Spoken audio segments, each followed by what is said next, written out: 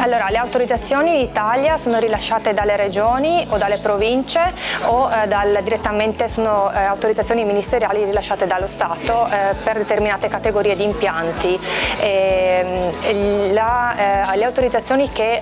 autorizzano gli impianti di gestione di rifiuti che attuano operazioni di recupero spinto, ovvero non messa a riserva o selezione, ma vero recupero di materia dalla gestione dei rifiuti, prevedono la produzione di end of waste. Quindi in Italia è da tempo che esistono questi impianti che producono end of waste, siamo un paese di grandi recuperatori. Il recupero dei rifiuti e produzione di materia è molto consolidata nel nostro territorio. Per quanto riguarda invece i sottoprodotti, siamo partiti un po' lentamente perché il produttore del residuo che può essere qualificato come sottoprodotto ha un po' il timore di non rispettare le 4 regole definite a livello europeo e recepite dall'ordinamento nazionale, quindi spesso in passato ha scelto di gestire comunque quel residuo come rifiuto. Ad oggi si sta prendendo coraggio,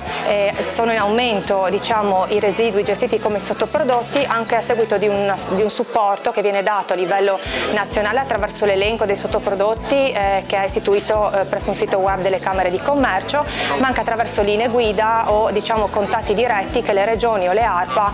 hanno con i produttori dei sottoprodotti, che quindi stanno cominciando a prendere coraggio e sempre di più a inserire il loro residuo nella disciplina del sottoprodotto in un'ottica di circolarità e massimo recupero della materia.